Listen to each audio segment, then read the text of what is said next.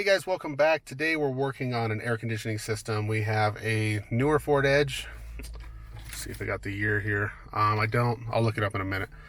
But the customer complaint is the AC is hotter on one side than the other, or colder on one side than the other. The passenger side is supposedly colder than the driver's side, and it does not have dual climate control. So on a vehicle like this, sometimes you have to look up information. Sometimes they will have the system in place for dual climate control, but they just use a single control system to move both actuators at the same time. So let's start it up and confirm their complaint.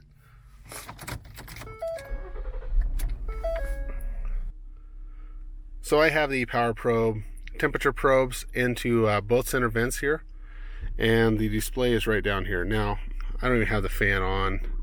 Let me turn the fan on and see if those will equalize, because they're showing two different temperatures right off the bat. Turn the AC off. Okay, I was mistaken. The top number is the temperature of the unit. The bottom number is the temperature of the probe. That's number 2, which is on the driver's side. If I push the button, that is number 1, which is on the passenger side vent. I'm going to turn the AC on and let it run for a minute, and we'll compare the temperatures.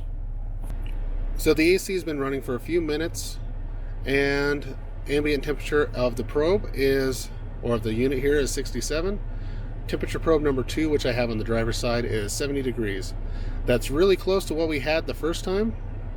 So we did not get hardly any cooling out of the driver's side.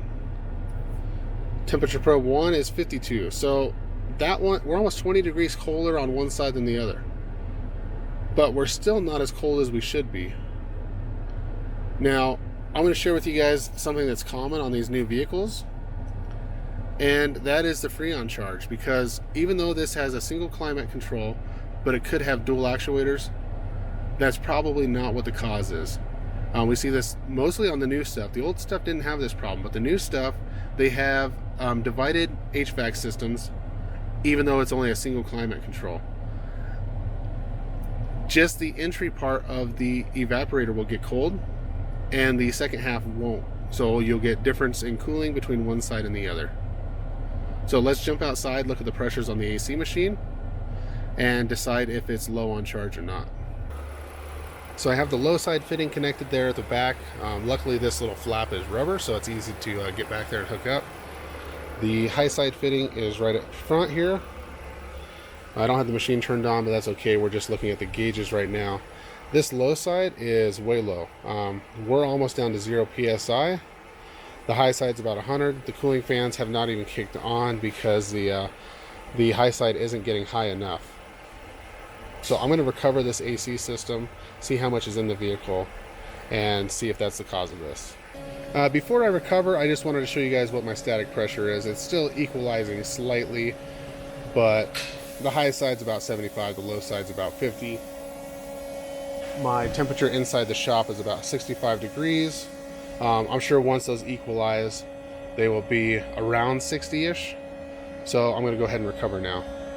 Okay, we only recovered 0.36 pounds. That's about 170 grams. This vehicle calls for 1.21 pounds or 550 grams, if you guys can see that.